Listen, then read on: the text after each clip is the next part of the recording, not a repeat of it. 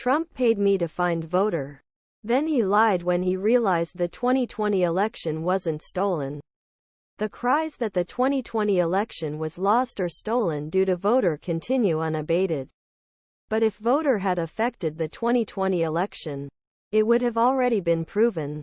Show Title Hide Title Maine is banning Trump from 2024 presidential primaries. Maine's Democratic Secretary of State is banning former President Donald Trump from the state's primary.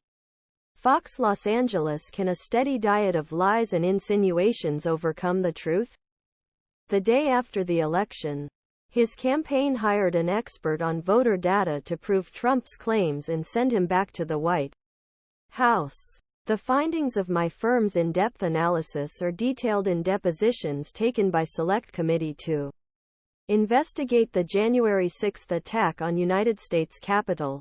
Transcripts show the campaign found no evidence of voter sufficient to change the outcome of any election. This message was delivered directly to White House Chief of Staff Mark Meadows. Our findings were also subpoenaed by Special Counsel Jack Smith's federal investigation and Fulton County District Attorney Fani Willis' investigation in Georgia. More importantly, voter claims made by others are confirmed to be false, including evidence of why those claims have been debunked. But the cries that the election was lost or stolen due to voter continue unabated. Whether it's vulgar speech, ugly lawsuits like so-called Kraken lawsuits filed by Sidney Powell, Rudy Giuliani's lies, or ongoing misguided efforts of people determined to prove election was stolen, constant drumbeat hardens people's hearts and minds against truth about election. Trump's trial raises questions if Trump is sure of his immunity.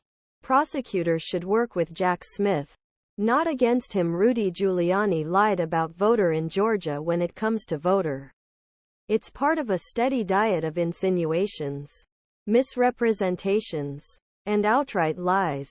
Giuliani admitted that he lied about Ruby Freeman and her daughter committing election crimes in Georgia. What these claims fail to take into account is that voter is detectable, measurable, and verifiable. I have yet to see anyone present evidence of voter in the 2020 election that satisfies these three things. My company's contract with the campaign obligated us to provide evidence of voter that could be defended in court. The small amount of voter I found was due to two parties. Republicans were voting as many times as Democrats. This is a crime of privilege. Those who have two homes sometimes get two bites at the apple of choice.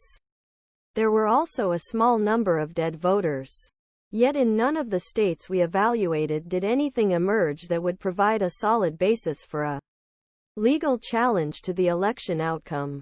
Beyond concrete evidence of additional legal hurdles stand in the way of any effort to overturn or invalidate an election result through our legal system.